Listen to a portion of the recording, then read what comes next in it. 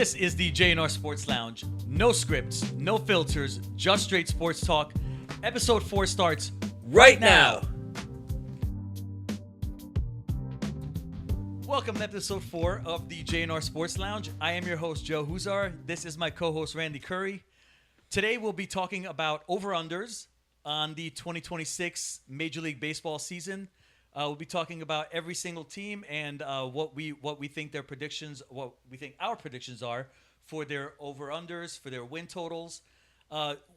This show is partly about gambling, and so we want to make sure that we involve our gambling side of things, not just talking about the ins and outs of sports in general, but we want to make sure that we involve the money aspect. I mean, Sure. Obviously, gambling is a huge part of sports. Yeah. And so with the Major League Baseball season coming up, I think this would be a great time to talk about over-unders. Sounds good to me. You know, I love gambling. This will be my first year ever doing over-unders, like betting for myself. But I'm looking forward to it. You know, I've always paid attention to it. I think it's one of the cooler things. You know, like baseball over-unders to me is particularly cool. You know, I don't care about NFL over-unders. It's kind of weird. But, you know, it's such a long season. It's just kind of cool to assess where a team is going. You can see the trajectory of where they're going now, where they're coming from. You know, you kind of look back to last year. You think about the additions they've made, how their pitching looks compared to previous years, how their lineup looks, you know, things like that. And just kind of see the push-pull of the transitions that have happened. And, you know, some young guys are improving. So there's a lot of things that go into it. So it was a fun thing to do, that's for sure, to prepare for. Yeah, you know, we're at the part of spring training now. We're right in the middle of it. I know the WBC is going on, and we'll talk about that here shortly. But I know we're at the part of spring training here where, you know, a lot of the transactions have been completed in the offseason. There's not really many more moves to make. We're coming up on the regular season in a couple of weeks. And so this is a good time to start assessing the over-under projections for some of these teams. And I know that some injuries are going to weigh into a lot of the over-unders here. Specifically, one team comes to mind. I'm a big Hunter Green fan. Yeah. Cincinnati's over-under may be a little bit skewed only because we don't yet know what the length of Hunter Green's injury is. Sure. But injuries can come up at spring training, so some of these numbers could be skewed based on that. But we're doing this episode about 2 weeks before the start of the regular season. And again, so a lot of the players are playing in the World Baseball Classic, and I don't know if you've been paying attention to it. Not too much, I have to admit, but yeah, it's I've been watching it. That's cool. You know, are you not into it for some specific reason, or you just really haven't? No, just you know, much? you can only fit so many things into life. Mm-hmm. I'd love to fit in some time to do some WBC viewing. I definitely have some national pride. I think America's got a good team. You know, they'll do well. I think. But there's some other great teams out there, too. I mean, Puerto Rico, Venezuela, there's all kinds of talent out Dominican there. Republic, Japan. You know, Ohtani, from what I hear, has been crushing it so far. Ohtani has been crushing it, yeah. So, yeah, I mean, it's very interesting. I might have a little bit of disdain because I'm so fantasy-oriented. I don't want any of my players to get hurt or to start their, you know, because baseball is such a long, arduous season. I regret that they're starting their campaign so early, you know, because a lot of times it might wear somebody out by the time the dog days of summer come around. So I don't want to say disdain is kind of a strong word, but anyway. Do you think some of these players that are playing in the WBC have an advantage at the beginning of the season because they are playing in such a high pressure situation in such a big, huge tournament that only comes around once in a while? Like, I know a lot of these guys, specifically for a lot of the Hispanic countries, and I know Japan also, you know, they have a lot of pride. They won the last WBC in 2023. But when you watch a lot of these games from like Puerto Rico or Venezuela or Dominican Republic, those guys are very happy. Just you know, they look like they're so into it. They look like they're in mid-season form already, right, in the middle of spring training. Do you think that gives them advantage at the beginning of the season where they're already going into the season on a high note? Or do you think it's a bit of a letdown for them to like come back to spring training from such a high pressure situation that they were in, especially a lot of the guys that make it to, say, the quarterfinals, the semifinals, the championship game of the WBC? Right. You know, I would say that you know, from a player to, on a player level, I feel like you would be more prepared, because you took some meaningful at bats. You already kind of ramped yourself up. You might be in mid-season form, if you will, to use that term. But I think like the detriment would happen later in the year, just out of sheer number of reps, number of at bats, pitches thrown, things like that. So yes, I do think that perhaps for those that participate, they might start out better than they would otherwise, or they'll be ready to go more so. But it just makes sense to me with baseball being what it is. I was watching one of the games the other day. It was U.S. versus Brazil, maybe, I think. The U.S. team is a juggernaut. I mean, their pitching staff is top notch. Obviously, their offense is top notch. In comparison, you look at DR's team, and like DR looks fantastic. Also, they've got a great lineup. I mean, Vladdy, Soto, O'Neal Cruz. Like, I mean, these guys are like heavy hitters in Major League Baseball. But the U.S. team just has this it factor this year. I mean, Judge obviously is the leader of that team, but their pitching staff looks great. The only thing that I'm a little concerned about for Team USA, and I know we're still in the pool stage of the tournament. The one thing that concerns me with Team USA is a guy like the limitations that they put on a guy like Tarek Skubal, where the Tigers basically said, you're going to pitch 3 innings in the pool stage, and if we get any further than this, you're not pitching at all. Wow. So he's done. He pitched yesterday, and he is going to go back to the Tigers camp. Yeah. And so they're losing a major piece of their rotation. And I know in the WBC it's a short, they only have 4 games left even if they make it to the finals. So they may not need Skubal. Right.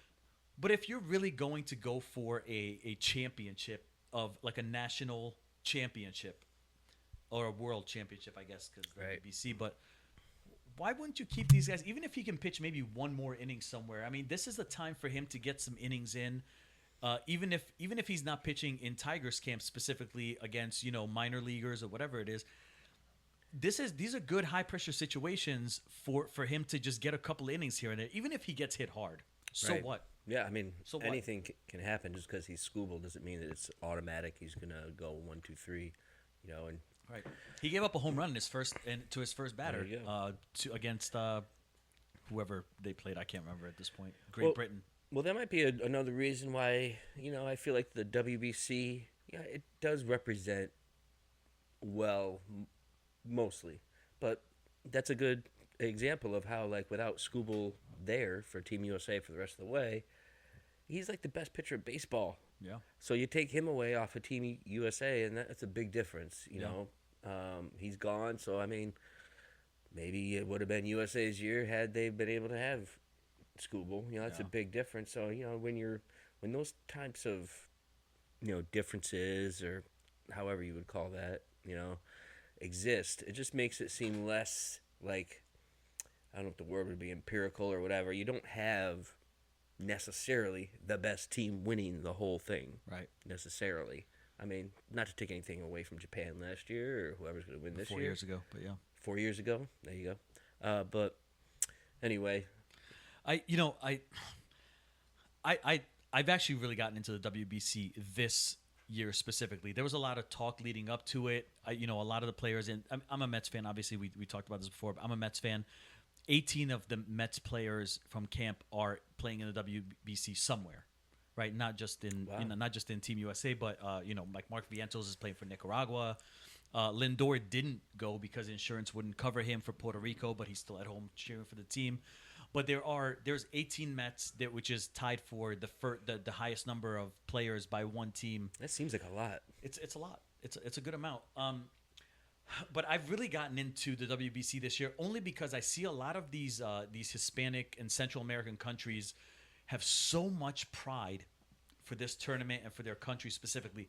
I read something about Kike Hernandez had a quote yesterday.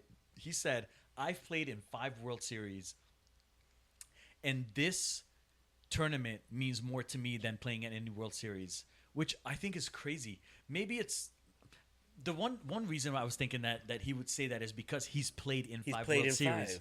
So maybe it's not that special to him to play because he just automatically assumes that he's going to be in a World Series. Who does he play for? He's still on the Dodgers. Oh, yes. Okay. So, and they're not that great. No, they're not. They're not great. They're not one of the powerhouses. So he might be getting some playing time now. Yeah. So yeah, I guess it means more because But he'll be a bigger part of that team. Well, but just to play for the flag on the front of your, the name on the front of your jersey, I think that he has so much pride in it. There was a video I watched on Instagram of Francisco Lindor and his daughters and his wife like watching Puerto Rico have a comeback win yesterday.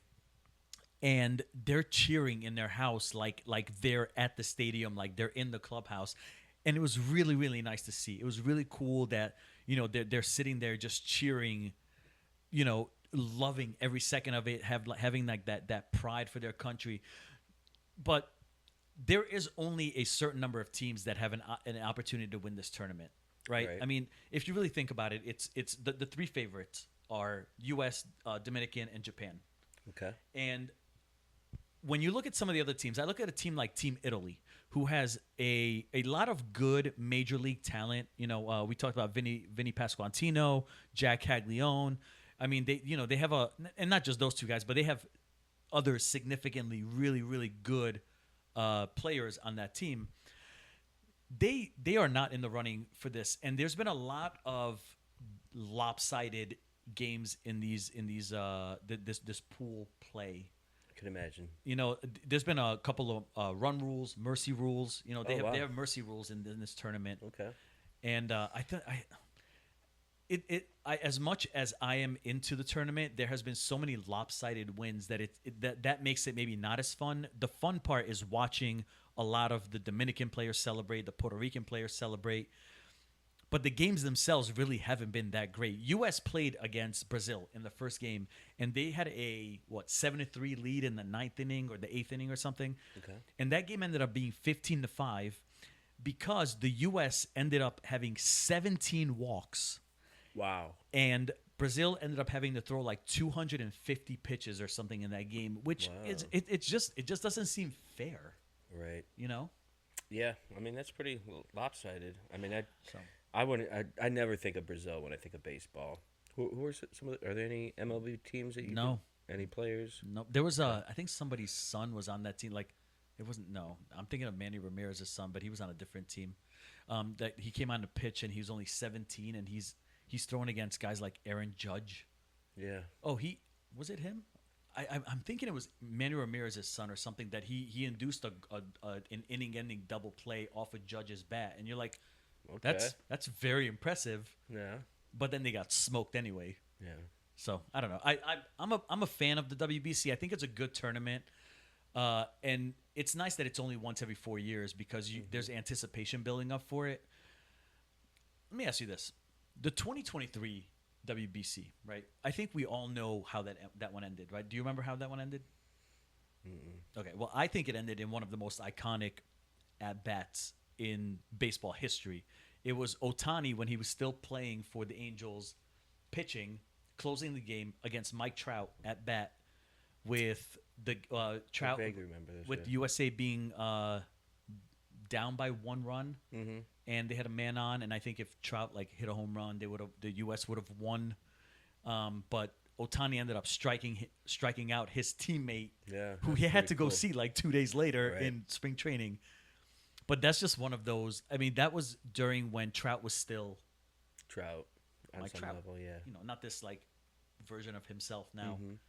So I thought that brought a great moment. I think that moment in the 2023 WBC really paved the way for future WBCs to be more exciting and more meaningful. That's cool. So, anyways, I know we spent a lot of time on the WBC. The whole point of our show here today is to talk about over-unders for the wins in the 2026 Major League Baseball season. So let's talk about that a little bit. Let's do it. All right, so we have our list here of all the teams, and we'll just kind of start at the top with the most wins, and we'll go down to the lowers, and we'll just kind of go through every team from the highest win projection to the lowest win projection, and we'll see if we think that team is underrated or overrated, where they should be, where we think that we would bet on them if we were gambling on them for the season. Okay. And obviously, the team that we start off with is the Dodgers. I hate it, but yeah, Pretty obvious. So the Dodgers are at 102.5 wins for this coming season. Which is a lot. That's a lot. But I mean, I think they only had like 93 or so last year. I don't think they had I don't think they escaped. I don't think they actually got close to 100, but I don't know. They got quite a squad. I mean, that lineup is so deep. And now with Kyle Tucker added to that lineup, right? It's even and Edwin Diaz at the back of the bullpen, right? And that's the part right there, that really I think puts it all together. I just feel like maybe more recently they haven't had like great closer situation. It's not like the Eric Gagne days. I feel like there's been somebody since then that they've had to close things out. That was more of like a stopper. They had Kenley Jensen for a little bit. That's it. Yep. But now they got that stopper again. Yeah. He is, when he's on, he's one of the very best in the league. No he doubt. is dynamite. The addition of him and Tucker, even though I feel like there may be like this feeling of complacency on some level, it's also a feeling of like they are top notch. Like the expectations are definitely there, but they got some pros there. Freddie Freeman, Ohtani. These are players. These are players that aren't going to take it lightly. Yeah. I feel like they're up to the challenge. I feel like they'll get up towards 105 wins, really. And I actually agree with you on this. I will take the over on them at over 102 wins. I think that they're probably going to be in the 107, 108 range, kind of on the higher side. Yeah. One of the reasons is because Ohtani's coming to pitch again this year. Point, yeah. Mookie Betts also had a bit of a subpar offensive year last year, and there's no way that a guy like Mookie is going to hit 250 or 260 again like he did last year.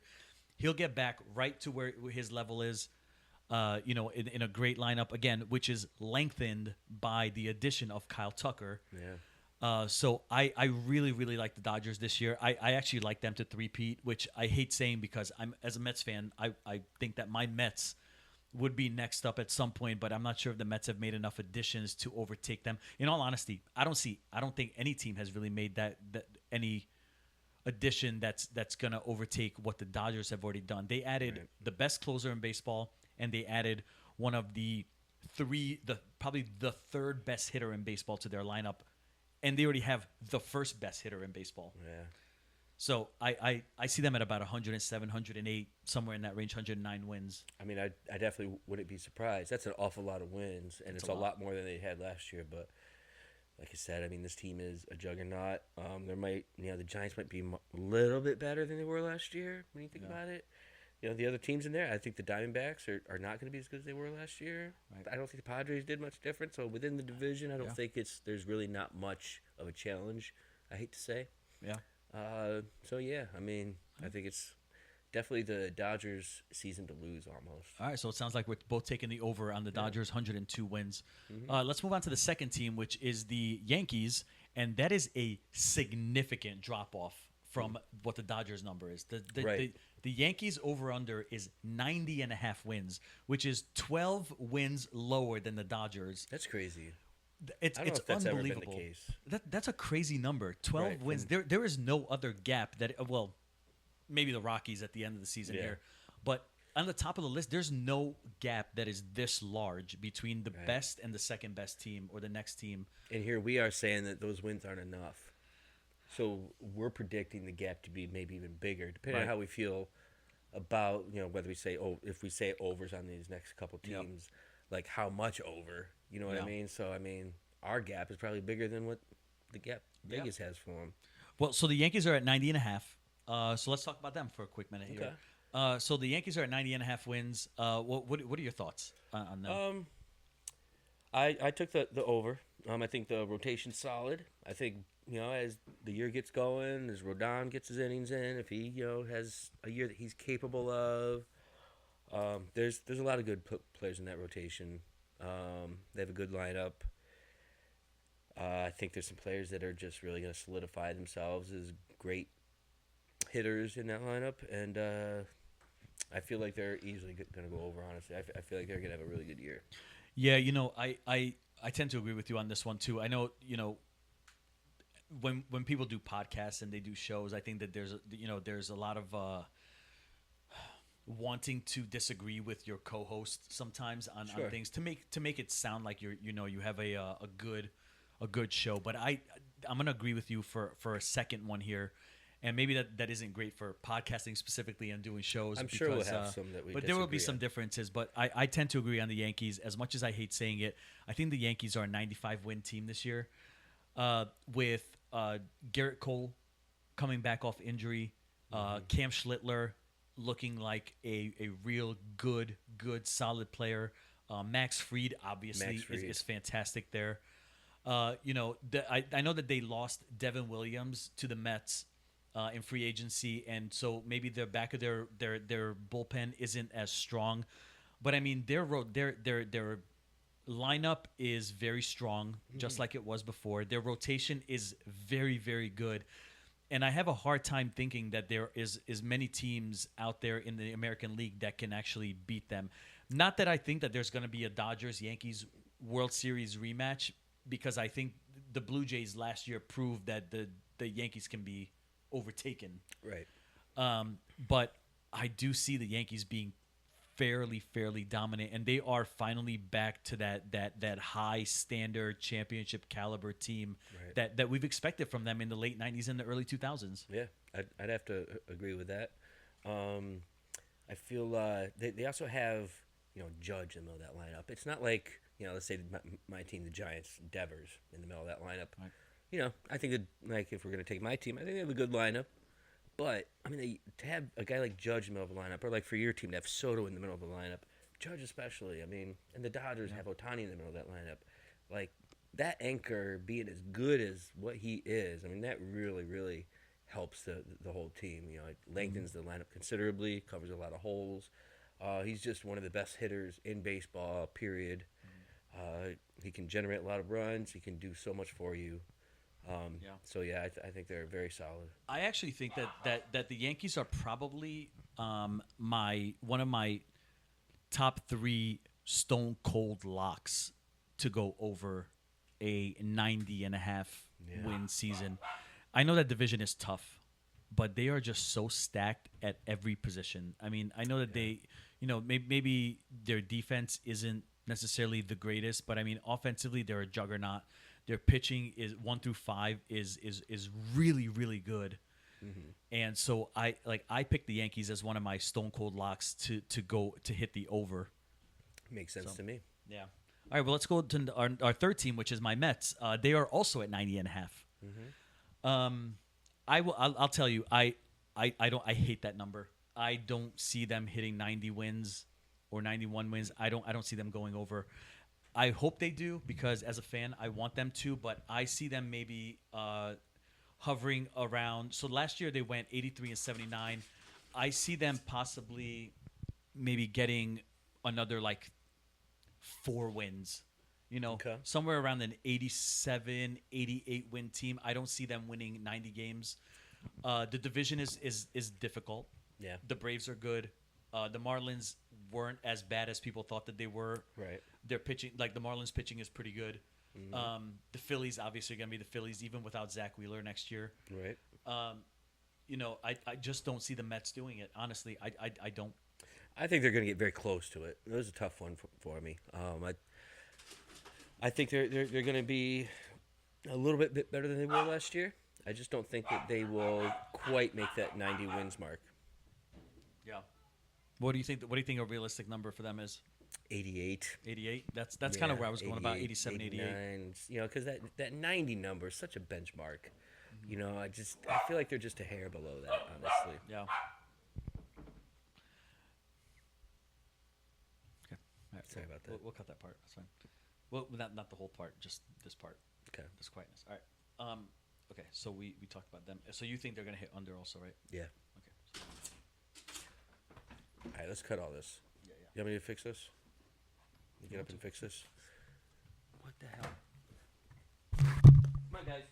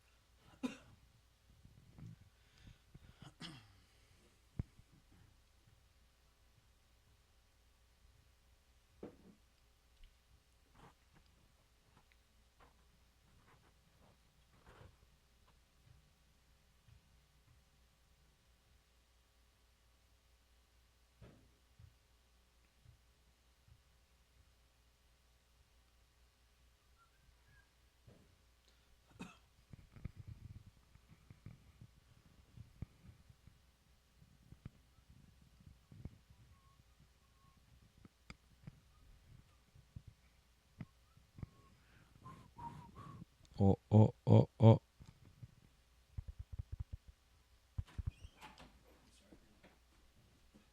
Good, man.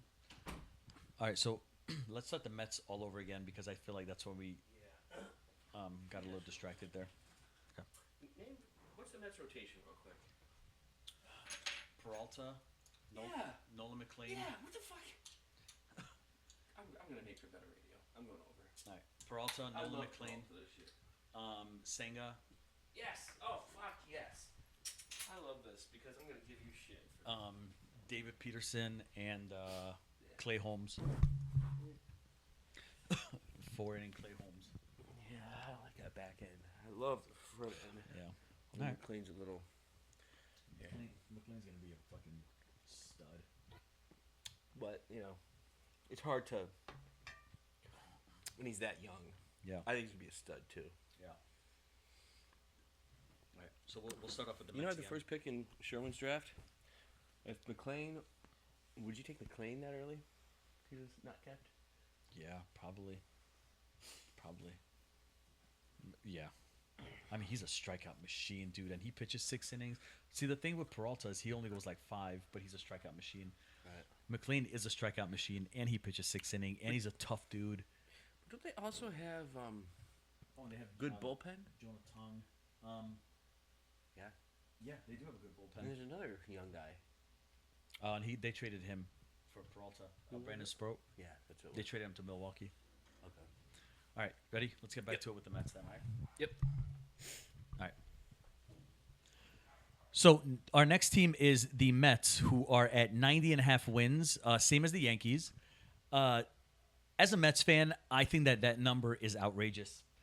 I think that number is so high but only based on the fact that they had 83 wins last year and missed the playoffs. And maybe I'm just still pissed off as a fan. I see them maybe as an 87, 88 win team with playoff potential to make it to the playoffs. And once they get in the playoffs, I think that their rotation is good enough to keep winning in a short series, especially with Peralta and McLean and Senga. If Senga gets back to the level that we think that he can get to with his ghost fork.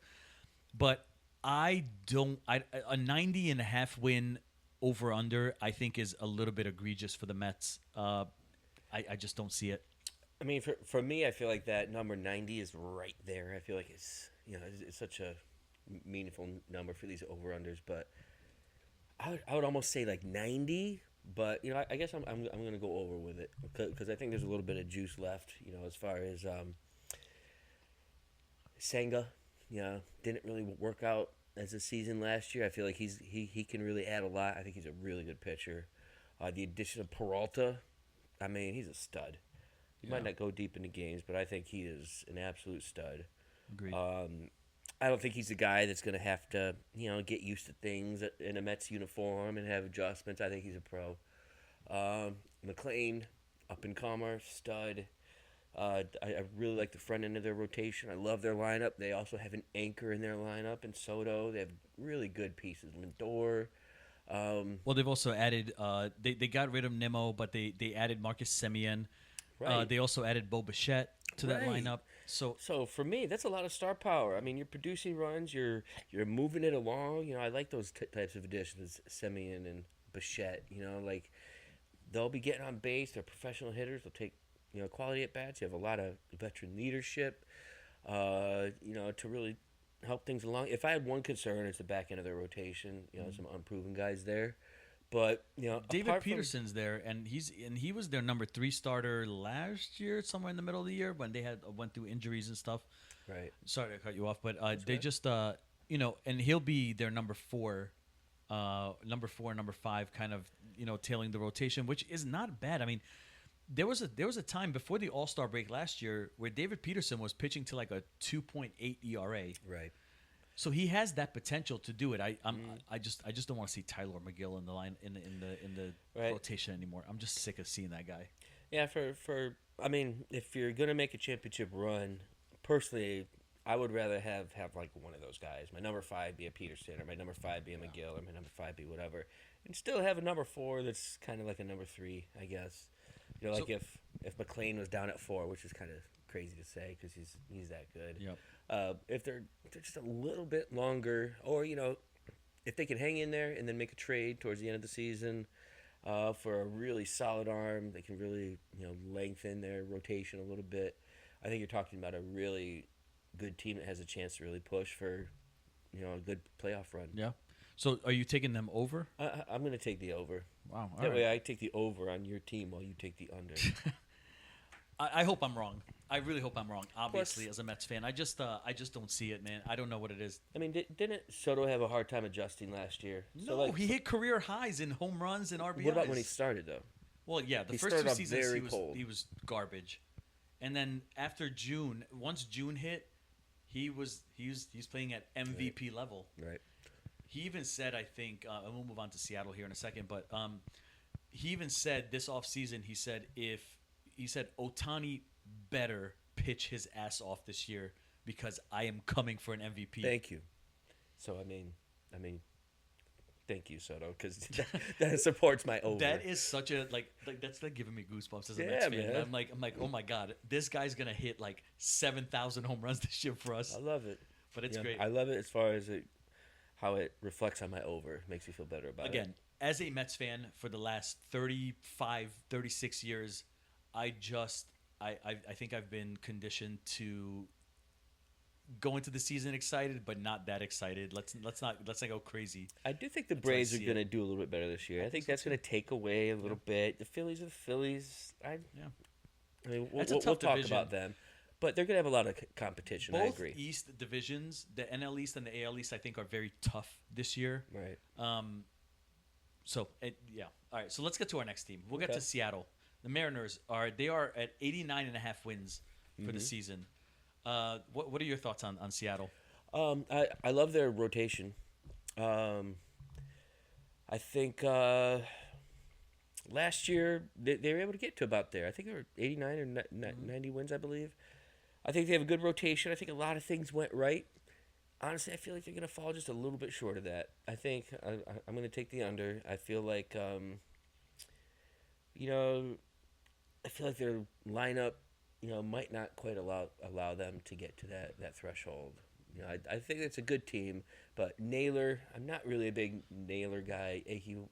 Eugenio Suarez Is gone. is gone. He did he do that well for them? I feel like he did well before he got there. He They hit showed most of up his home and runs for sucked. Arizona. Yeah. But I'm not a Naylor guy. I feel like he's kind of plateaued. He hasn't shown us that he's hit his peak yet. Personally, I feel like the volatility of his numbers, I don't think he's really going to be that great of a guy to anchor your lineup. I just don't see it happening for them this year on the offensive side. I love Gilbert and I love those arms over there, but I don't think it's going to be enough. I tend to agree with you on this one, only for the fact that I don't think they rode Cal Raleigh's numbers to such a good looking record last year. There's no way that Raleigh's hitting 60 home runs again this year. Right. In all honesty, he's not hitting 50 home runs this year. He may be mid 40s. In my opinion, I think he's going to hit maybe high 30s. And that takes a lot out. That's a drastic drop off, and so you're losing a guy like Suarez in your lineup where there's some protection. You're also, again, I'm not a huge Naylor fan either, and first of all, I think he's probably one of the more overrated players in baseball because everybody seems to think that he's such a power hitter when he really isn't. Right. But I just see them losing at least 20 to 25 home runs from Dumper this year. Yeah. And I don't see that. That's really, really difficult to. They also lost the guy that the Mets got, the first baseman. Polanco. Yeah, Jorge Polanco. That's a Yeah. big loss for Yeah. them. And Polanco did well for them last year. Polanco was very good He's for had them. some good couple years in a row. Yeah. Again, he's a veteran too. He's gonna be a big missing piece in that lineup. Yeah, I agree with you that their rotation is probably if it's higher than top 5, it's probably top 3. You have all of those guys, Brian Wu, Drew Gilbert, you have all these guys that are really, really, really good, solid pitchers. George Kirby. Mm-hmm. I love their pitching staff, and But the thing is I think that they are where they are, Right. and they're gonna pitch the way they pitch. They're not all gonna be top 5 Cy Young award winning type pitchers. Like they don't have 5 aces like the Dodgers do, right? Those guys are all good, and they're all good, solid. They're all solid. They have a bunch of number 2 pitchers on their team, Sure. right? Yeah. No true ace, but a bunch of number 2s. Maybe Wu, I think, has some potential to get up in the Gilbert, I think, also has Gilbert, too. some potential there. Some No one potential. surprised me if they both had years better than they had last year, and they both had good years last year. Yeah. But yeah, I mean, it might be that we've seen their ceiling on the pitching side, and how their hitting is just not quite there for me. Yeah, I think that is the reason why I'm going under also, and I agree with you, is because of their offense specifically. Right. So, all right, well, let's move on to Philly. Okay. So Philly is also at 89.5, and I'm a little surprised at that number because Zach Wheeler is not going to be there for them next year, and that is a huge loss. Mm-hmm. That is a gigantic. That's a Cy Young pitcher, Cy Young level pitcher, that is completely missing from your rotation. I know they have Christopher Sanchez, fantastic pitcher, no doubt. They have some other really good starting pitchers, but the loss of a Cy Young caliber pitcher, you can never discount that. Right. Their division is also very good, with the Braves becoming better. The Mets lineup, I think, has become more contact heavy. Again, with Polanco and Bichette. Those guys are going to make a difference in the Phillies numbers. I know they re-signed Schwarber, but that's not a net positive. That's just a Right. net, let's just stay the same. Yeah. They haven't added anything. Right. They spent a lot of money on him, but they haven't added anything new to their lineup. And I just don't see the Phillies being an 89-win team. If I don't think that the Mets are going to win 90 games, I really don't see the Phillies doing it either, to be honest. No, I don't think they'll really come that close. I think Sanchez was great last year. For me, he's the headliner of that rotation. I have questions about Cole. Questions about. Well, you said Wheeler. I didn't know he's going for the whole year. Honestly. Yeah, he's out. Okay. So yeah, I mean, Was he out all last year? I thought he was coming back this year. Was he to be coming? honest with you, but If he's coming back this year, I changed my mind. I have to. Damn. Did I really? Why am I thinking that he's out this whole year? I mean, I should have looked closer at it too, but I thought he was coming back this year. But as it pertains to Andrew Painter, like, he hasn't really shown himself yet. He's going to be I think he's a good guy, as a flyer in fantasy, but he hasn't shown us yet what he can do. Yeah. I just have questions about the depth of the rotation and about the back half of their lineup. I think the front half is good, but I don't think the back half is scaring anybody. I agree. I think that they are very top heavy in their lineup. Yeah. I think the bottom is not. It's not really anybody Right. that scares you. They have like Trey Turner at the top, Schwarber at the top, Bryce Harper at the top, Alec Boehm at the top. Right. But I mean, the rest of it, like, you're like, who are the rest of these guys? Right. The Mets are going to be great. The Braves, I think, will be better. So that's to be two tough teams. The Nationals are the Nationals, but they're not going to be any. Yeah, they're not going to be any worse than they were last year, I don't think. Yeah. So I mean, that's a net neutral there. I really don't think that they will make a big push. Honestly, I'm definitely taking the under on the Phillies. Yeah, I just 89.5 that's such a high number that it's really hard to say that they're going to hit 90 wins. 90 wins is pretty big. I just don't see the Phillies doing it. Chicago Cubs are next. Okay. Cubs are at 88.5. I think they had some players that overachieved at the beginning of the season last year, and some of them kind of dropped off in the second half, specifically PCA and Seiya Suzuki. Yeah. They both, offensively, they both had great first half numbers. I mean, PCA was MVP caliber in the first half last year. Seiya Suzuki was a home run machine. You traded him to me in fantasy, I think, in one of our fantasy leagues. And as soon as you traded him to me, he shit the bed. Oh, really? That makes He you wasn't feel great. Yeah. I didn't assume that it was going to happen because I actually didn't really either. like his game. Yeah. Hearing that gives me a little pause for this year, but I really love that player, honestly. Yeah. I wonder what made him fall off so bad. maybe it's the protection that he wasn't getting from PCA in the second half. I mean, PCA Yeah, hit like that's a good point. 189 or 190 in the second half, which was awful. The Yeah. dude was striking out left and right. And at the first half of the season, you're like, this guy is going to hit 30-30 before the amazing. All-Star break. Right. And he ended the season just with average out, like good outfield numbers, like good numbers. You're just worried that something unclicked Right. for him. Yeah, I'm a PCA owner, so I'm a little concerned for that. But I guess like baseball has this way of, as players emerge and kind of find themselves, they tend to find what works, or they don't find what works. PCA to me is he's a gamer. I love his approach. I love the way he will approach the game in general. He plays so hard. I think he's going to work on his craft. I think he's going to be better than he was in the second half of last year. I don't think he'll be as good as he was at the beginning of last year. And plus, you have the loss of Tucker from that lineup. That's a very big loss. I do like Bush, though.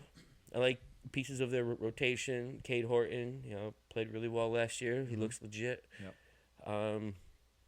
What's their number? They have Shota Imanaga out there. They're Yeah, at I like 88.5. Yeah, that's pretty high. It's pretty high. That's pretty high. One of the reasons why I think it's a little high is because one of my surprise teams, I think, for this year specifically for me is the Pirates. And I think the Pirates have added some offensive pieces where I think that they're going to be a little bit better. Obviously, they have Jared Jones coming back, so I think that gives them a little boost in their rotation specifically. Cincinnati, I think, is a dark horse again to make the playoffs, possibly. Even if they don't, they're going to be a player. They have great pitching. They have a really, really smart, like a really, really good lineup, especially adding Eugenio Suarez back into the lineup. I really like Cincinnati a lot. The Brewers are going to be the Brewers. I know they lost Freddie Peralta, but they also gained Brandon Sproat from the Mets in that deal. There's something about the Brewers that I kind of like. The thing is I think that there's so much competition in that division that it's not that nobody's going to be a great team, but I think that there's so many mediocre teams in that division. Right. And I think the Cubs, honestly, are going to fall back into becoming a mediocre team with all of the other teams. Somebody's going to have to win that division. They may. They may not. I just don't see 88.5 wins from them. I see maybe like closer to 500. Oh, wow. I see maybe like 83 Okay. from them. I have more than 83. I see 85, 87 wins. So just barely below. But You think not below by, also? by that much, yeah. Yeah. But not, What did you think for Not Philly? by You too said much. under 89 also? under for right? them for sure. Okay. All right. Well, let's move on from the Cubs. Let's move to the next team. We got the Blue Jays at 88.5. Okay. I think the Blue Jays are very solid. I think they added some really great pieces in the offseason. Obviously, they lost Bo Bichette, but they gained that playoff experience, and I feel like they have that momentum coming into this coming season here, where their expectations are very high. Right. They're also in a very difficult division. Yeah. Very difficult division. And so I'm going to take the over on Toronto because I think Toronto is going to – I think there's going to be one team that underachieves in that division. It's either going to be Boston or Tampa, one of those two. And the beneficiary of those that drop-off is going to be Toronto Okay. for some of those wins. Yeah. I have a feeling it's going to be Boston, to be honest. So that's why I am surprisingly, I'm going to take Toronto on the over. Okay. I think a lot of things really clicked for them last year. I like the identity of their team last year. I like the length of their lineup. Took great at bats. I mean, they just really, it really did click for them last year as far as like their ability to produce runs. I do think that the loss of Bichette is significant. I kind of have their line right at that number, 88 or so. If I were to hedge, though, I would hedge that they won't quite be able to, especially with Bichette gone, they won't quite be able to have that kind of an offensive year because Vlad has fluctuated throughout his career as far as his ability. I think George Springer tends to fluctuate a little bit too. So for that, although I really love Barger. I love that player. Yep. I think he might take a step up, but I think overall, when I factor in everything, I got him a shade below. So I'm going to take a little bit of an under. The way that you're describing it. This seems like a team to stay away from over under betting wise. Yeah, I would not. I touch probably them wouldn't gamble there's on too them. many things going on, and I wouldn't want to bet against them too because they were so. For me, they had one of the most kind of funny. It's redundant. It's straight from the Department of Redundancy department, but they had such a. You could easily identify their identity, if that makes any sense. Like, you could see their wares on offense. Like, you could see it in the numbers, you could see it in the games. They just had a certain way about them where they were able to know who they were. They drew walks. They did all the little things right on offense. I think that's just really hard to replace. It reminded me of a better hitting, more powerful hitting version of the Royals when they won the World Series, the Giants when they won the World Series. Just turning that lineup over. They just kept it going. They kept that train moving all the time. They had contributions from players, all over. Barger, emerging a little bit. Other players emerging. Springer having the year he had. Vlad having a good year. Bichette doing well, But yeah, I feel like the loss of Bichette is a confidence loss. It's a identity loss, and I feel like they're gonna struggle a little bit on offense this year, enough to not make that over. Yeah. I like them. I'm gonna take the over on them. I would say again from both of our discussions here, I this is one team that I would not gamble on. Yeah, I agree. Just from a future standpoint. Yeah. Atlanta is at 87.5 wins. What are your thoughts on the Braves? I think they're really going to bounce back. I think there's some players that didn't play up to their abilities last year. In the case, there's Austin Riley. I think in the case of Ozzie Albies, I think he's going to return. Like, I don't think he's counted for return. His ability to return back to what he was a couple years ago. He's dealt with some injuries, kind of fluky broken bone type stuff. Yeah. So it's not really like I don't see that as anything that he's gonna have to like deal with moving forward. Yeah. I feel like those bones are healed. We're not talking about any sort of detriment to his joints or anything like that. I feel like he's gonna heal up and he's gonna return to form. I think it's gonna be a big Elvis year. It could be a big Riley year. So you think that who else is going to be there healthy again? Acuna is going to be healthier. Yeah. So I'm definitely taking the over. I think they could be a 90-win team. I see the opposite for them. I actually see them doing the under because I don't think their pitching is good enough. Okay. I was waiting for Strider to make strides last year. Didn't work. Maybe he'll come back and be the same like stud that he was before, but I didn't see it last year whatsoever. Schwellenbach, Schwellenbach or whatever his name is. That Shawter guy, whatever his name is. I don't Smith Sharver. Yeah, I just don't see the Braves having that great of a rotation. I don't like their bullpen that much, to be honest. I do think that their offense and their lineup is going to be improved with Acuna coming back and providing a full season of really, really great offensive numbers that we're accustomed to from him. But from a pitching perspective, they're lacking majorly, in my opinion, and that is why I am taking the Braves on the under for this one for this coming season. The Braves are at, the Red Sox are at the same number. They're also at 87.5. I have them actually being one of those teams that I they're my second favorite baseball team, but I see them having a very poor year this year. Really? Wow. I see them. I know that they have guys that are young and developing. Roman Anthony, obviously. I really like Willier Abreu a lot. Me too. I know that they have some decent starting pitching. I think there's going to come a time though when their closer situation is going to have to be addressed. And I know that what's his name? Their closer, old guy, Cuban, fastball, 37 years old. I'm drawing a blank. What's his name? The old guy. Okay. the one that throws like a million miles an hour, 105 miles an hour. Aroldis Chapman. Aroldis Chapman, thank you. There's gonna come a time when he's not gonna be throwing 105 miles an hour at his age. And I don't know if it's this year. Maybe he'll hold off Father Time for a little bit longer.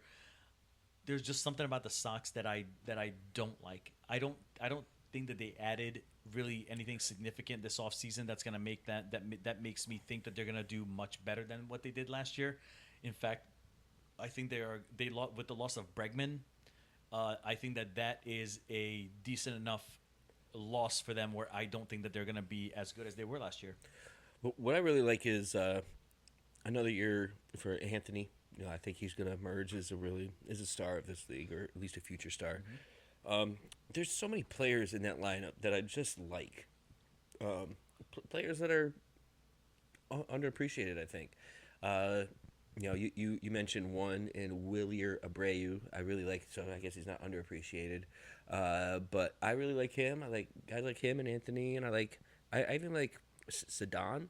I think he's got some hidden things in his numbers that show that he is a developing player. I wouldn't be surprised if he had a breakout year this year, and I don't hear that from anybody really. There's just a number of guys who I think they can hit 20 home runs for that team. A good 5 or 6 guys. Really? Yeah. So I really, which would make for a good lineup in general. Right. So you think that you would take the over on that? I'm definitely going to take the over. That's one that I feel very strongly about. That division is just so tough. That division is just so tough. It is a tough division. That's even for sure. Even who's the fit? Baltimore. Like Baltimore's supposed to have a better year. I like this them year. a lot this year too. And that is a little concerning to me for Boston. Yeah. Tampa Bay isn't gonna ever be shitty. They're just gonna always be decent. I kind of haven't been shitty this year. I can see that too. All right, well, let's move on then from Boston. Let's move on to Houston. Houston is at 86.5. Okay. So I don't really have an opinion on Houston. There's just Well, they lost Frambler. They did. It's just that division is so poor. Yeah, it is. I don't like their lineup though. I think they're pitching. You know, I think Frambler's a big loss. But Jordan's coming back this year though. Like, yeah, but that's it. You know, I feel like, you know, Correa. You know, I'm just not that impressed. I'm just not that impressed with the squad. So I'm going to take the under on that. Taking the under on that one. I'm going to take the over on them. I just think like the A's are okay. And that Angels line are okay. is at 86.5. So that's a good amount of wins. You know, that's not. You know, that's not a low number. I feel like they'd have to go about 8 games over 500 for them to hit that number. Yeah. Which is it's a fairly high number. I there's something about that division I just don't like. I don't really like. I mean, the Mariners okay. But I don't like the A's. Even with the addition of like all they really added was Jeff McNeil. Right. In the offseason, and that doesn't fucking move the needle for me at all. The Angels added maybe a couple of like bums like they always do. That doesn't move the needle for me at all. No, but it's another great offseason for Detmers. God, he might come back as like a world beater. I don't know how that guy stays in the league. All right, well let's move on then. Detroit, 85.5. It's a good team. That's a tough one, right? It is tough because that's like right. That's about where I like it. I mean, I lean over. I like their lineup. I think they showed us a lot last year. You know, Torkelson emerging as a real like actual focal point of that lineup, I think is helpful. So yeah, for those reasons, I'm gonna take. And there's a couple like Colt Keith. There's some young players there who Colt Keith is a tough one for me. But they have a bunch of them who I feel like if one of those guys ends up playing a little bit better. You know, used to be a Colt Keith guy. I am a Colt Keith guy because he has eligibility at corner infield and middle infield. Well, that might not help for this particular situation. It doesn't for but he's a guy that in the past in the minors flashed some pop.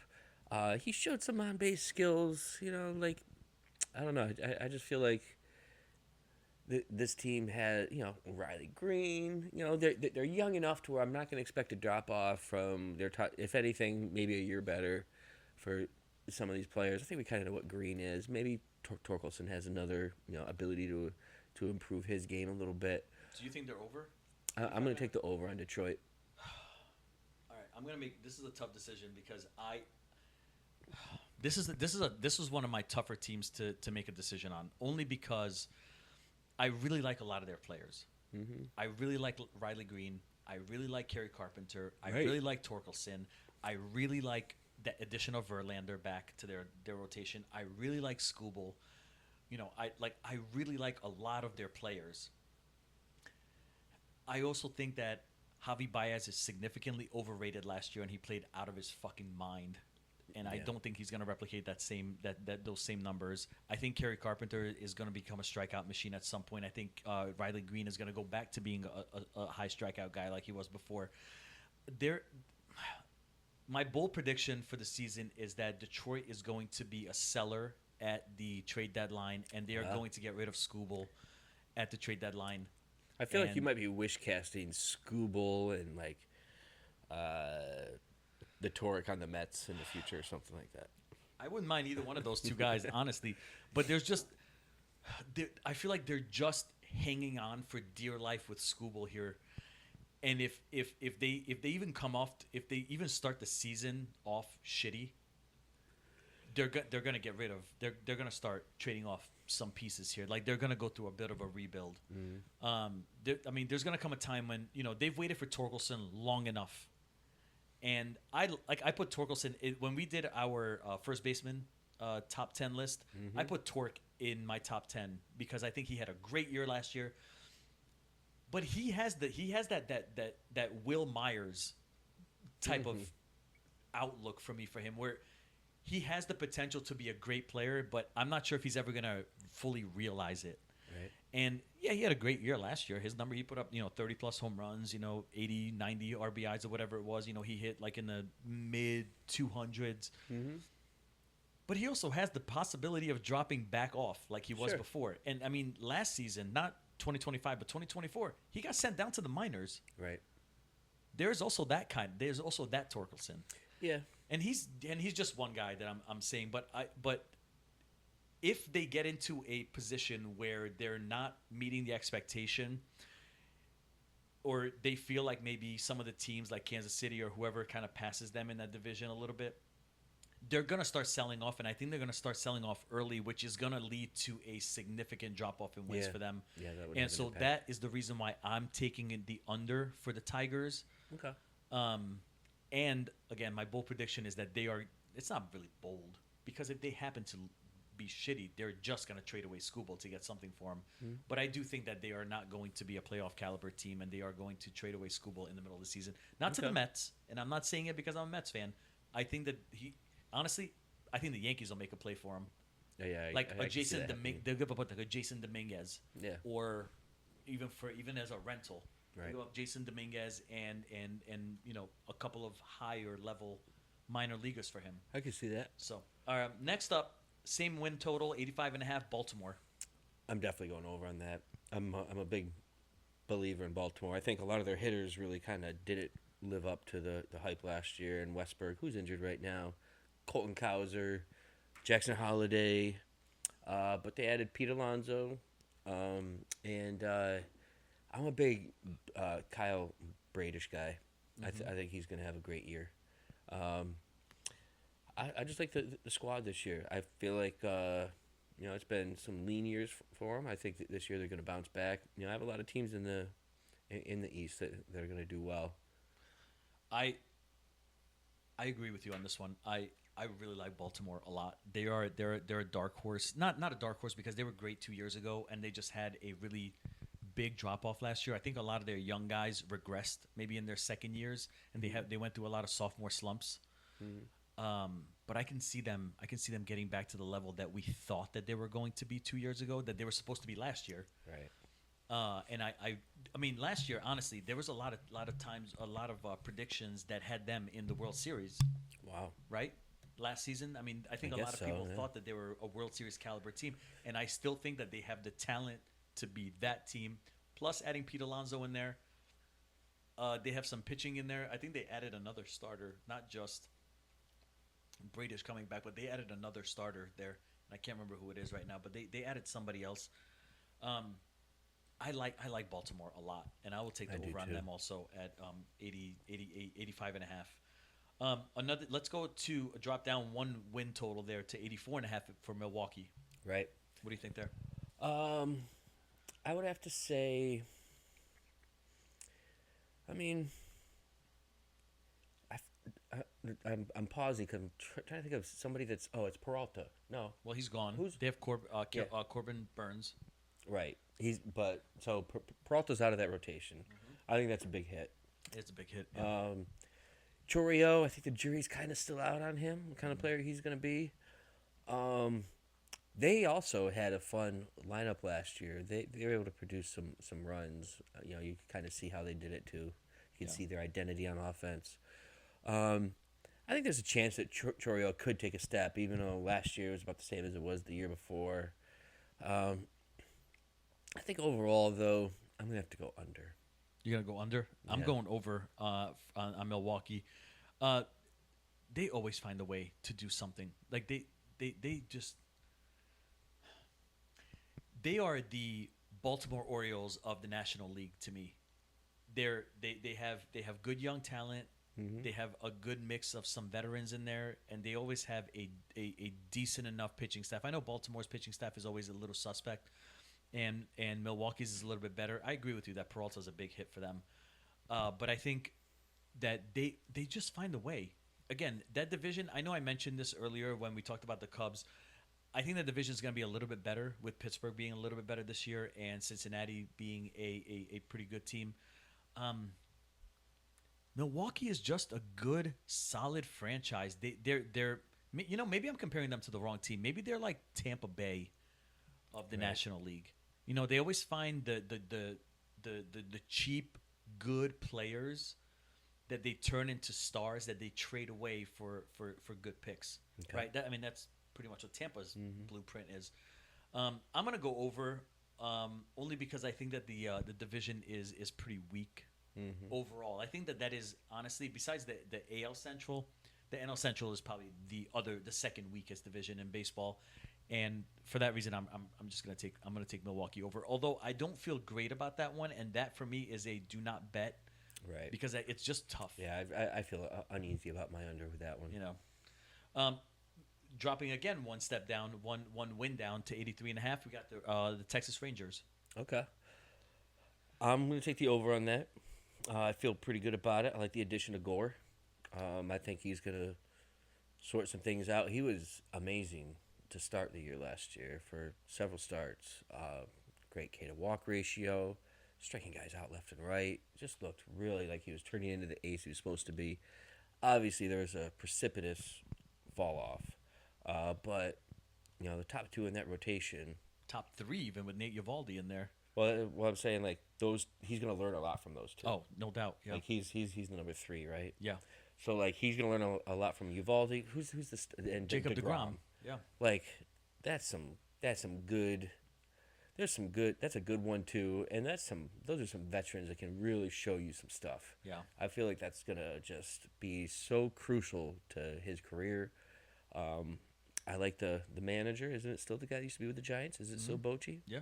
Yeah, I like him. I like his temperament. I just like that squad. I think they're gonna have a good year.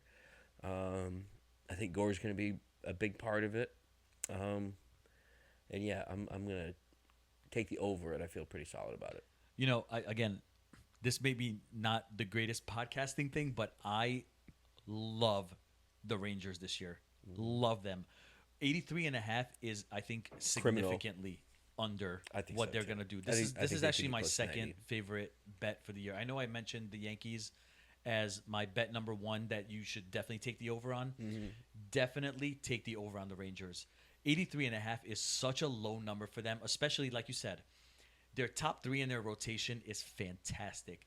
In all honesty, you're right.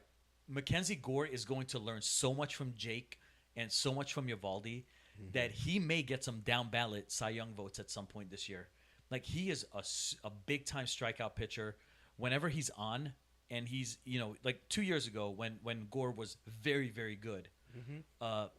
He has the potential to be one of the best pitchers in baseball if he really puts it all together like we think that he should be, because he was supposed to be, originally when he went to when he was on the Padres, the Nationals. He was a superstar in waiting, a top Right. prospect.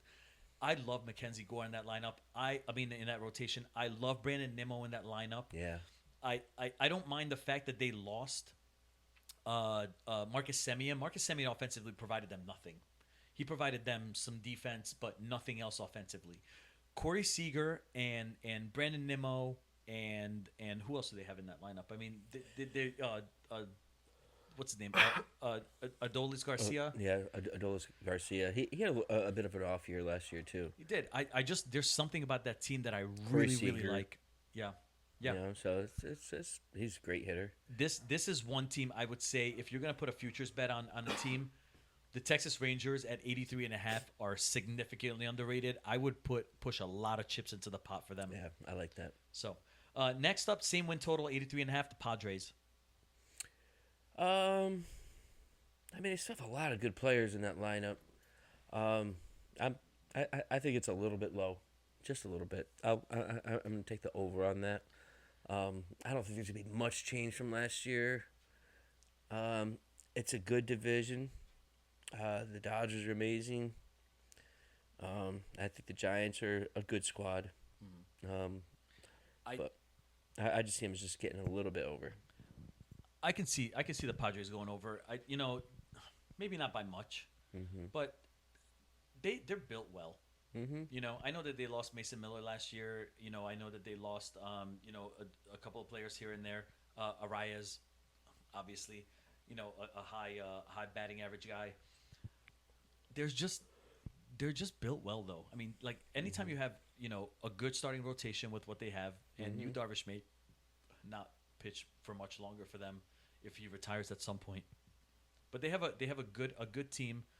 They have Mason Miller in that close for them. Their lineup is solid. It's not the greatest lineup, but it's a solid lineup. I like them for the over also, not by much though. Maybe Right. about like 85, 86 max. Yeah. But It's somewhere in that range. it's not one that I would stay away from necessarily, but I'm still a little bit hesitant on it. The thing is once you get to this level, right, when we're talking about 83.5 wins, we're talking about almost a 500 team. Yeah. And I see them they're not a 500 team. Right. They are built better than that. Yeah.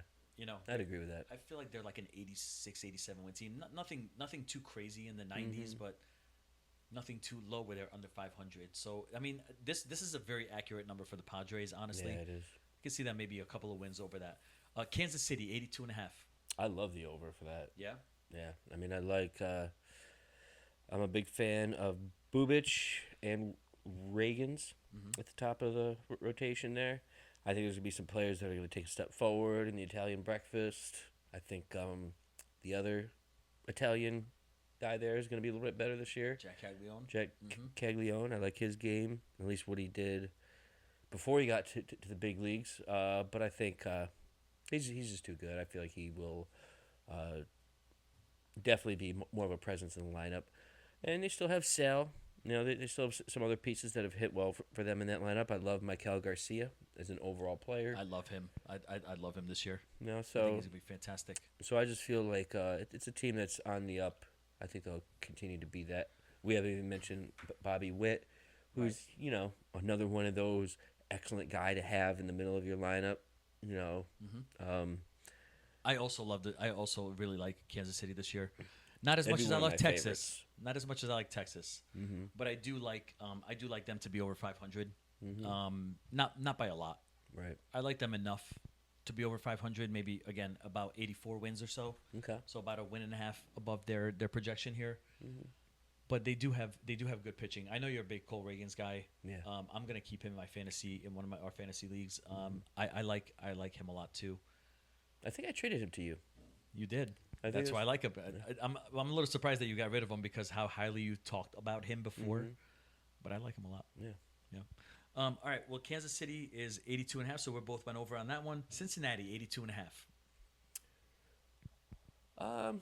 This is one of my big ones. This is a tough one for me. I do like a lot of their pieces, especially the emerging pieces. I think Lodolo is going to be a little bit better. Chase Burns, you know how I feel about him. I love him. That's why I was willing to get rid of Reagans, actually. Yep. So I think they're definitely moving in the right direction as far as all that's concerned. Ellie's great. Eugenio Suarez is in that lineup. I might be saying too many.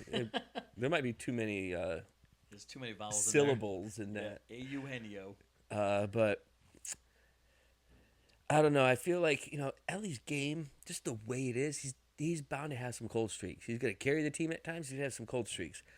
Eugenio Suarez. I'm not trying to pick on the player. Nothing but love for Mr. Suarez. Eugenio. But I think he also has some streakiness. He's going to do better for Cincy than he did for Seattle. I think Seattle's a tough place to hit. But I feel like that team overall, I feel like it might be just a hair under that. I think a lot of people will take the over on this team, though. I am taking the over on this team because I love their starting pitching. Absolutely love their starting pitching. I love everything like you mentioned, Lodolo, Chase Burns, Rhett Lauder whenever he gets into that rotation. The one question mark here, and we're recording this on a day when we are still a little bit unsure about Hunter Green's status for the season. That's I know he's going through an MRI. If Hunter Green is healthy, I think this is a clear over. Especially with Tito leading that team, I just love the way he coaches that team. I love the addition of a powerhouse offensive hitter in the middle of that lineup, on top of Ellie and on top of like Sal Stewart and on top of who's one of the guys that you mentioned, the third baseman that you mentioned the other day in one of our episodes. Talk about Sal Stewart? Oh, maybe I am talking about Sal Stewart. Yeah. I love that lineup. They made the playoffs last year. I know they won it on like a technicality, on a tiebreaker or whatever, but still, that's a playoff team, and I think that goes a long way for them to get that hunger. Sure. Yeah, I can see that. Like I just the way especially that Hunter Green pitched down the stretch last year, in the last like 3 to 4 weeks of the regular season, that dude could have won the Cy Young pitching off of that. See, I feel like with his injury, like to have those other guys, if Lodolo was a 3 and then it went down the line from there, sure. But I feel like with Lodolo being kind of a shaky 2 for me at least, because he just hasn't quite put it all together yet. Yeah. And then you have Birds, who does walk some people. He's dynamite. I just don't. And Rhett Lauder, I also believe in as do you. I feel like I have to see a little bit more from them at this level first before I can have enough confidence to say that they're going to be a definite 80-win team. There was some discussion on Chase Burns being a bullpen guy this year, possibly, at least to start the season, and then maybe stretch him back out into a starter, depending on who they have available in their rotation. So that'd be interesting to watch that team. But I love the talent that team has. I mean, they are stacked with super young pitching talent, super young, positional player talent offensively. That team is very, very interesting to me, and I really, really like them to hit the over. Nice. They had 83 wins last year. Their over-under this year is 82.5. I think that they'll outdo the number they had last year, so that's the only reason why I'm really picking. They're on an upward trajectory, and that's the reason why I'm picking them to hit over the number they had last year. Gotcha. Your boys. Yeah. Your Giants are next up at 80.5. So basically, we're saying, are they going to be 500 team or not? I think they're going to be like an 83-win team. So I'm going to take the over. I think I do like their lineup. And there's some good vets in there. I feel like Devers and Chapman really add a lot to the lineup. I think that's some good pieces there. They added the high average guy who you mentioned earlier, Arias. He's on the team. I don't know what I think about Jung-Ho Lee. Hard to say. But I think their pitching's good. I think Webb showed us a lot last year. I think he's a great pitcher. I think they have some other guys that, as far as the pitching is concerned, that are good. And I'm not exactly sure if Bryce Eldridge is going to contribute a lot this year. I definitely think he's going to hit some home runs. But as far as if he's going to be a net positive presence in the lineup, is he going to hit for a good enough average and not strike out a lot? I think that might say a lot as far as how well they're going to do. But overall, I think they're just a little bit better than the 80 win Yeah. threshold. The one player that always sticks out to me on that team that signed last year with them is Willie Adames, and I can't figure out how good he's going to be. Obviously, he was very good with the Brewers the year before last year when they made the playoffs. I think he's such a key contributor, and I think he's such a key cog for them that I feel like the way that he's going to go, that team might go. From an offensive standpoint. Well, he's a clubhouse leader. Yeah. I don't know if you knew that about him. That was a refreshing thing to learn that about him as he joined the Giants. I didn't know he was that kind of a guy, but everybody in the clubhouse just loves this guy. He's got energy to burn. Yeah. He's just a good guy to have in the team. It sounds like. So you have them at over about what you said, 83 wins. I think about 83 wins is about what they should. I'm also taking them over, and I think the same thing. I think they're about an 83, 84 win team. They're not. I just don't see them as a sub 500 team. Right. And that's my ultimate factor. And I do think that this is something that I will actually personally put money on. I think so too. Because I just don't see them under 500. I agree. So, all right, Arizona 79.5. I don't like it. I think they're going to be lower. I think you're completely right. I don't like their completely squad this agree with year. you on that. I don't like Arizona at all. Yeah. There's nothing about that team I like.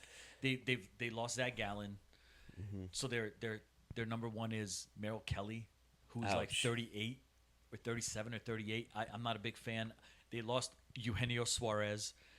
I don't like this team. This is actually a good bet for the under, in my opinion. Like a very strong bet for the under. I think it's a very high number for them. They're not going to finish last in the division because Colorado is going to fucking take the cake there, and and Arizona will get some wins against Colorado.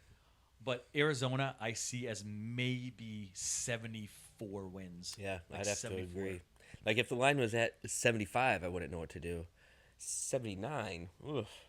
Very high. Like I'm sorry, if it was at 75, I would still take the under. Yeah. I just think they're gonna have a hard time getting to 70 this year. I think they're gonna be one of the worst teams. I think they're not going to be good baseball. at all. So yeah, I guess there's not much to say other than that. That's it. Cleveland, same number, 79.5. I think they're gonna suck. I think so too. Agreed. I think it's be way below that. I would definitely bet on that. Everything I said about Arizona, Yeah, I'm going to say about Cleveland also. Same thing. I mean, let's just bring up J Ram. He is a stud. Maybe the best third baseman ever. It's quite possible. I'm trying to think back, but he might be the best third baseman of all time. He's working on it. Which is hard to, say that this team's going to suck as bad. How can they be this bad? Well, I mean, everybody else sucks. I mean, the whole rest of the team. When Kyle Manzardo is like the first name that comes to mind is who might contribute on offense. That is scary. Stephen Kwan, light hitter. Light hitter, but good average, but that's about it. That's all you're getting. I mean, to me, it's like, yes, those guys are important, but when you have nothing else, I think it really just limits your team. You just won't, he's a guy that sets the table, or, but who's going to put him in? Listen, the only reason why I think this one may come close to 79, although I think that they're about a 75 win team, the only reason why they may come close to this win total is because they play in a shitty division.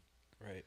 And if the Tigers go the way that I think that it's going to go, which is they're going to have a significant drop off, then there may be some more wins to be randomly had here and there, a win or two here and there by Cleveland in a series against them, maybe.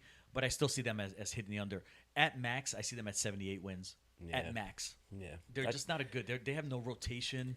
Like they have 72 nothing. to 76 maybe. Yeah, for me. they're a low to mid 70s team to me. Let's move on to another team though. This team I think is very interesting to me. Mm-hmm. Pittsburgh Pirates, 78.5. Okay. I do think they're gonna be a lot better. I think. I mean, they are going in the right direction. I don't think they're going to quite get to 78, and that's a tough one for me. I wanted to sit. I felt like going into this, I'd be taking an over on a team like that. You're gonna take the under on them? But I'm gonna take the under. I feel like they're just not quite going to get there. I actually, this is my sneaky dark horse playoff team for this season. I fucking love Pittsburgh this year. Like I like every single thing that they've done this offseason. They added what's his name from the Braves, Marcelo Ozuna, right? Which I think is a big addition for them. I know that they're gonna lose their guy that they've had there forever, McCutchen. Mm-hmm. But I love the addition of Ozuna. I love that Jared Jones is coming back. There is something about this Pittsburgh team. Like, this is a playoff team. And yes, they'll get in. In my opinion, I think that they will get in as the third wild card. Mm-hmm. I love this team. Like, this may be the first time in a very long time that I see them having an over 500 record. Mm-hmm. Maybe not by much, but I don't see them. I don't see them anywhere under 78 and a half wins. I love this team. This is one of my favorite teams that I think that I am going to spend a lot of time watching Pittsburgh this year. Okay. They may be my, you know how there's a lot of people that have like an NBA League Pass team. Like, they're like, oh, I want to watch this team from around the country. Like, the Hornets are a team that a lot of people watch around the country this year in the NBA. For me this year, I think Pittsburgh is going to be the team that I really want to watch. Offensively, maybe they may be a little slow, but just if you want to watch like just really good pitching, this is a good team to watch. Well, there's the man at the top there, obviously. Paul Skeens is a stud. There's some good young pitchers there too. Yeah. Who haven't done it quite yet, but I'm just waiting for it to come to fruition. And then there's Connor Griffin, who's sounds like he's going to be an absolute stud. So yeah, I mean, it's a team going in the right direction. I love Pittsburgh this year, but I think I have no idea what their wins total was last year. I don't think it was even close to. It wasn't close to that. The 78 number. I don't That's have why it. I think it's just too much to like assume all that. I feel like there's still some question marks outside of Skeens and Brian Reynolds and those types of players. Yeah, but fair enough. Another team that this next team, Tampa Bay, 77.5 wins. Mm-hmm. I'm going under. I usually would never do that with Tampa Bay because they always bring up some stud prospect that is going to carry them. But this is just not the time when I see it. I think they're going to go through a little bit of a lull here. It's bad pod, but yeah, I agree with that. I think they're going to have a bad year this year. And plus, it has to do with the other teams I think are going to do well. Agreed. I think Baltimore, Boston, the Yankees. I just don't think there's room for Tampa Bay to have that good of a year. Agreed. I completely agree. I think that they are going to be maybe a 60, 68 win team. Yeah. It might barely get ugly. scraping 70s. Might get ugly. 77.5 is a quite hefty number. I know Junior Caminero is a good player, but he can't carry them. They got rid of some pieces out of their rotation, out of their bullpen that I didn't necessarily think that they should have. And I think that is going to hurt them pretty majorly. Yeah, I agree. Another team with the same, no, not the same win total, actually. I can't call them the Oakland A's, but the Athletic Ball Club or whatever the fuck they want to be called. Yeah. 75.5 wins. This is a tough one. It's a tough one. I wouldn't bet on this one. I'm going to lean towards the over, just because I'm a big believer in a few of their hitters. There's some pitchers there I think are sneaky good as well. But I love Rooker. I love Kurtz. I wouldn't be surprised if Lawrence Butler played better than he did last year. I actually like Soderstrom. He started off awesome. Had a big fall off, and I think people basically just thought, well, he's a flash in the pan.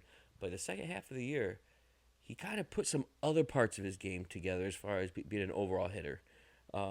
I think if he can kind of combine everything, I think he might be a surprise player this year because of that huge start, and then he fell off. He's not very high on ranks this year. He's a sleeper type guy. I think he's going to prove to be a very good player. I think all of a sudden that lineup is pretty long.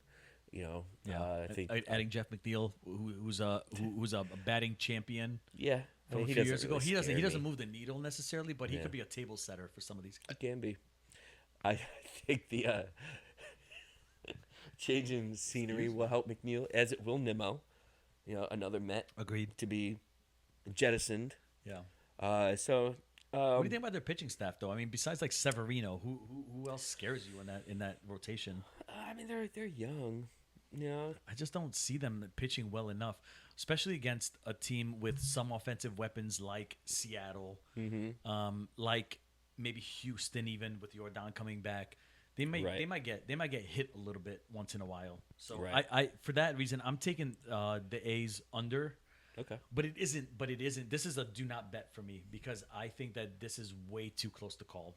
They're between I think they're between 73 and 78 wins, and their win total 75.5 is like right in the middle of that. Yeah. But I don't see any worse or any more than that. Right. Next up, Miami, 72.5 wins for the Marlins. I'm going to take a little bit over. I don't think it's going to be a lot. I think they really did well with what I think they kind of overachieved a little bit last year. But I believe in a lot of it. And plus, we have Yuri Perez, perhaps emerging this year. Well, they still have what's his name, Sandy Alcantara. They still have Alcantara. I like a lot of the pieces that they have. I feel like, obviously, they're not going to be that great because they're not going to be a 500 team, but Stowers, I think, is really good. Yeah, Jacob Marcy, I like him Jacob too. Marcy, I like. So there's definitely some players, that I believe in on that team.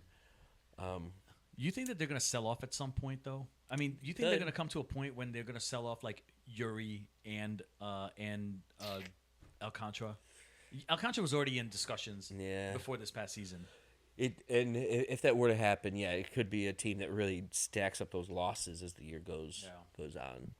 I have them under only because the division is really good, except for the Nationals. Mm-hmm. So maybe they'll steal a few wins here. I see them at like a 69 win team, which is not too far under where they are, 72.5, maybe 70 wins, maybe. Right. But about 60, 68, 69 wins, I see them kind of in that range. But only for the fact that I think that there is going to come a time when they do sell off some of their players. Mm-hmm. And it won't be the young guys. It won't be the Jacob Marcys and the couple of guys that you mentioned, and maybe not even Yuri. But I think definitely be Alcantara. But I think that it would behoove them to get rid of Alcantara. Mm-hmm. I don't see why they wouldn't. Right. I know last year maybe they didn't want to get rid of him because I think that they thought that a lot of teams would maybe buy. They're selling low. Right.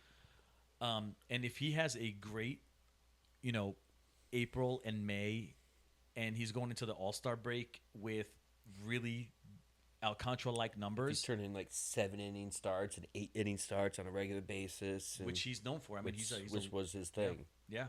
If he's throwing 7-8 innings with 8 or 9, 10 strikeouts, given he's at like a mid to high 2 ERA. Like, first of all, if he has those numbers, the Marlins have some good wins, but they know they're not making the playoffs. Right. So why not at that point sell high? Yeah. And that in turn will drop their win total, in my opinion, to about 68 or 69. I can see that. Minnesota, 72.5. I really, really don't like Minnesota. I think they suck. They're really bad. Awful. It could be 52.5. I might take the under. they Not for real. But yes, I think they're going to be bad. They have a bad team. They have a bad lineup. Zebby Matthews, these players who are expected to take the next step for them, I don't see happening. Joe Ryan is a good pitcher. Joe Ryan's a good one. He's the only one that sometimes he's up on. and down. But I don't think that's enough. Yeah. I think he would be great as a number 3 guy. Yeah. Good as a number 2, but when he's your top guy, I think that hurts. I think they're going to have a tough year. I think 72.5 is a very big number for them. They're going to have a very tough time getting 72.5. 65 wins, I think, is a legitimate number for them. Mm-hmm. Like a guy like Brooks Lee, he's had some pedigree to him. He might take a little bit of a step forward, but not much, not enough to really change the outlook of that team. And Byron Buxton had a nice year last year. He did. Obviously, he had, and if maybe Royce Lewis comes back and he has a nice year, but that's the thing is everything has to for. come together for them to even be a 70-win team. Right. Their pitching is not good enough. Outside of Joe Ryan, their pitching is not good enough.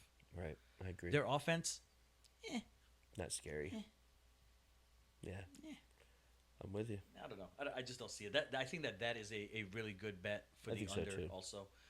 Angels, 70.5. I think they suck. I'm going to go lower. You think lower? Yeah.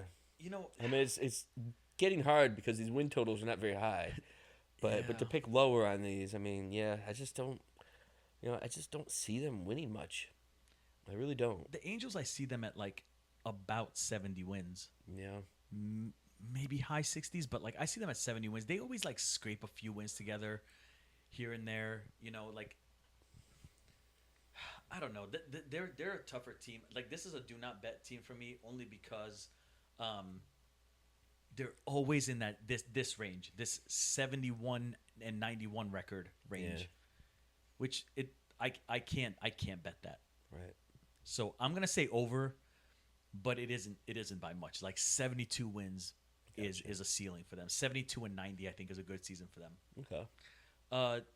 Cardinals 69 and a half, and that is crazy to think that the Cardinals know. have fallen this low, where they're a sub 70 projected win team. I'm still taking the under because I think that they suck. I think they lost Donovan. That's huge. Yeah. I mean, he's not the greatest player, but he was a big part of that team. I like Burleson. I think he might even take a step forward this year. I just don't think it's enough. I don't like the rotation. I don't like the lineup. I think they're really going to struggle. I think because they are St. Louis and that town expects a lot from them, I think that's going to play a little bit in their heads, and I think they're going to suffer. I think they're going to have a really bad year. I tend to think so also. I don't see them at 70 wins. Like, I can't see them getting to 70 wins. I see them, again, I know I keep giving numbers for a lot of these teams. I see them at maybe like about 67 wins or so. Yeah. They're going to get beat up by a lot of these teams, especially, like, I mentioned, I think I really like Pittsburgh this year. I think they've improved a little bit. Their pitching has become significantly better. I think the Reds pitching has become better. I think the Cubs are a significantly better team than they are.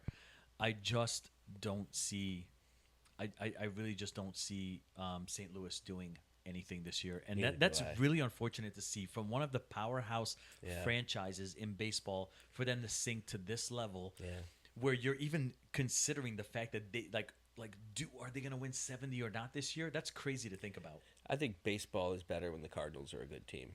Agreed.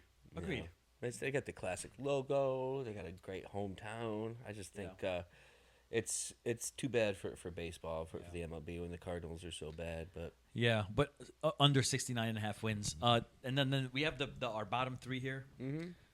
White Sox, 67 and a half. I'm going to go over. I think they're a little bit better. You like them, huh?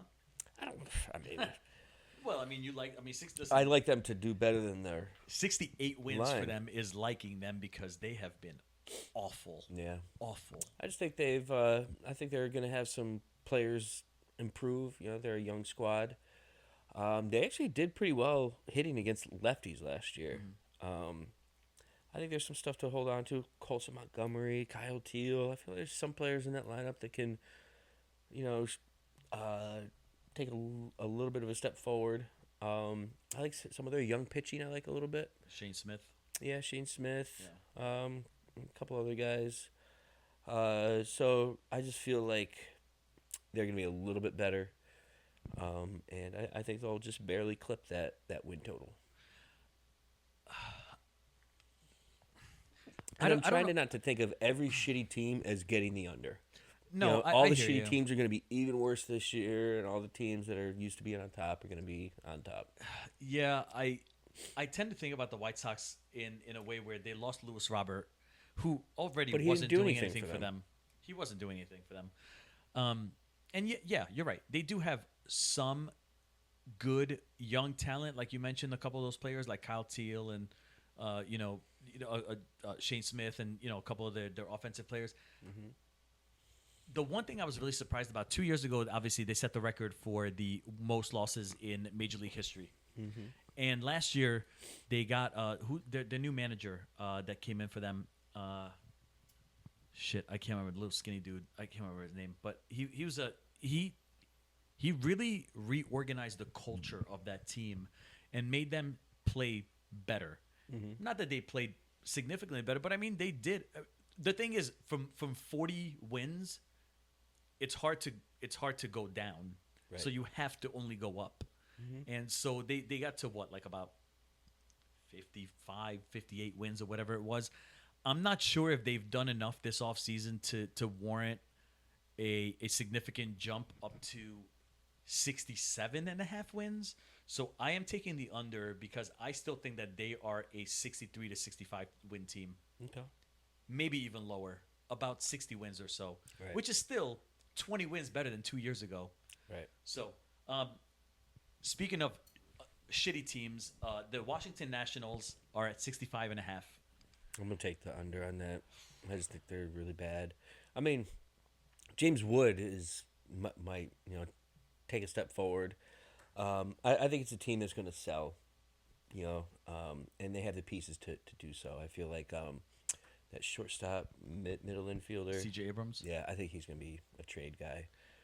Is it crazy to think that they have pieces to sell and yet they're still projected to hit 65.5 wins only? Right. Like, I think that's crazy that they traded away Mackenzie Gore. They have they have James Wood. They have C.J. Abrams. They have all these. They have good young pieces. What's the other guy that got drafted number 2 behind Skeens? The kid from LSU also that Yeah, I played know with what them. you're talking about. He's an outfielder. Cruz? Yeah. Dylan Cruz? Yeah. Dylan Cruz. They have good players, and yet they're still in sell mode.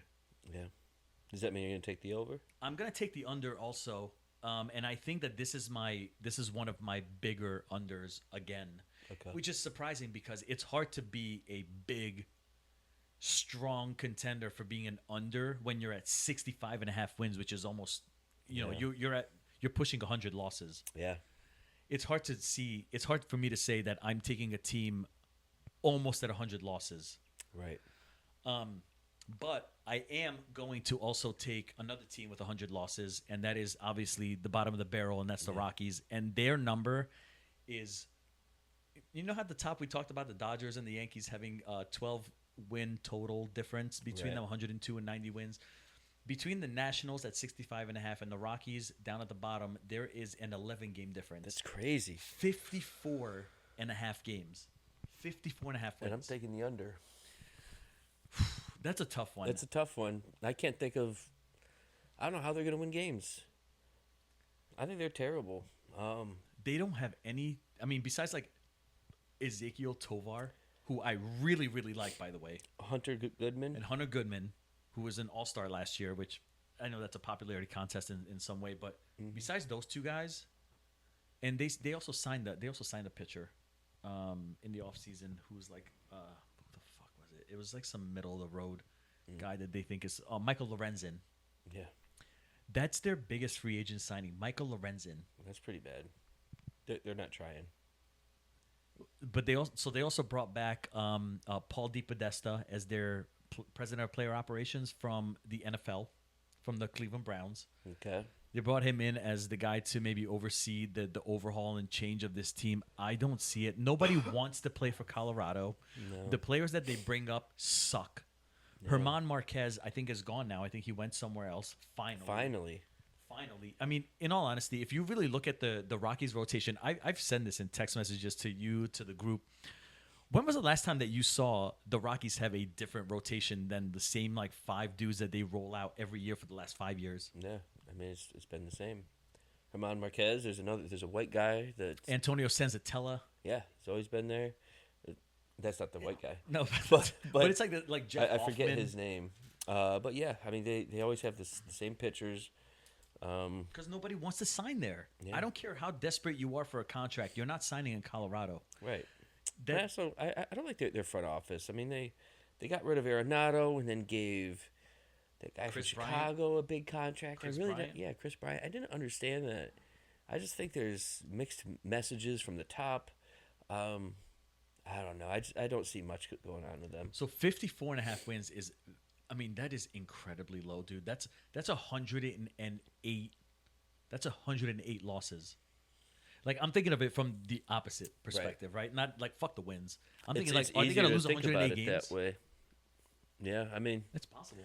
I mean, I said under, so I got to roll with it. What did they win last year? 42? 42? Yeah, like 42? it's bad.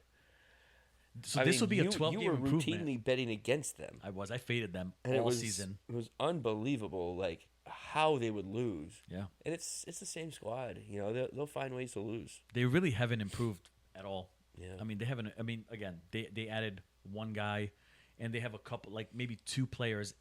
That, in all honesty, those guys are tradable, valuable assets that they should trade, even though they're early on into their contracts. Like they're not arbitration eligible, they're not free agents eligible. Right. Just trade them for a lot. Ezekiel Tovar has tons of value. Yeah. Hunter Goodman has tons of value. Yeah. get something. This would be a good time, I think, for the Rockies, and I'm going to take the under also. But this would be a good time, I think, for the Rockies to maybe think about purchasing guys, where they sign middling free agents Right. to shitty contracts, and I then don't know and why then teams trade don't do them. that more often. Trade them. Yeah, Just you can always find blame the best value you can. You can always blame their stats on playing in Colorado. Right. They just fucking trade them. The Mets did that with Justin Verlander and Max Scherzer. Right. They signed them to $43 million 1 year, 3-year deals, but like an opt out after one. But they used them as trade chips, and they got Luis Angel Acuna out of that deal. Right. Like they got pieces out of that deal. Why don't the Rockies do something like that? If I were them, I would focus on hitters and not pitchers. I would get Agreed. a hitter to come into Colorado and put up some video game numbers, and then let them go. Trade them to somebody. Yeah. Like Eugenio Suarez. Who That guy could hit 70 home who runs would hit there. a ton of home runs there, Yeah. and then you trade them. Yeah. But you have to convince these guys to go there. Right, that's the thing. So, all right, great discussion here. So I'm gonna just real quick. I wrote down 8 bets that we said are good, solid bets for the year. Okay. So the bets that we would make for this year: Yankees over on 90.5 wins. The Texas Rangers over 83.5 wins. The San Francisco Giants over on 80.5 wins. Arizona Diamondbacks under 79.5 wins. The Cleveland Guardians under 79.5 wins. The Tampa Bay Rays under 77.5 wins. The Minnesota Twins under 72.5 wins, and the Nationals under 65.5 wins. And possibly as a wild card, if you want to bet something and you want to fade the Rockies a little bit, under 54.5 wins. A couple of do not bets for you guys. If anything that we think that is too close to call. The Blue Jays at 88.5, I think is a little too close to call. The Brewers at 84.5, a little bit too close. The Athletics at 75.5 is a hit or miss. The Angels at 78.5 are a little bit hit or miss there. So those are our picks. Did you mention Orioles as a lock for both of us? You might have. Orioles are at 85.5, but I don't feel like I'm 100% confident in the fact that they're gonna go majorly over 85.5 wins. Yeah, there's some issues last year. I think that they could be like an 87, 88 win team possibly, but if they go back to the way that they were last year, then I'm a little nervous about their pitching. I got you. So I like them and I like the over, but I don't like it enough to make it one of my guaranteed strong bets. The bets that we just mentioned here, those are the ones that we both really strongly, heavily agreed on. So if you guys have any thoughts or questions, hit us up in the comments on the YouTube page. Let us know on Spotify if you guys think any of these picks are right up your alley. But even if you don't, try betting some of these. Try throwing some money on some of these futures. These are all basically minus 110 bets for the over under either way. So just ride on a few of these. I like I said, we have our 8 bets here that we think are the guarantees, and we're gonna ride with those. I'm gonna try to make some money this year. Okay. Randy's gonna try to make some money this year. See how it goes. Thanks, man. Good job on the picks. Yeah, likewise. Thank you guys very much for tuning in, and we'll see you on the next one. All right.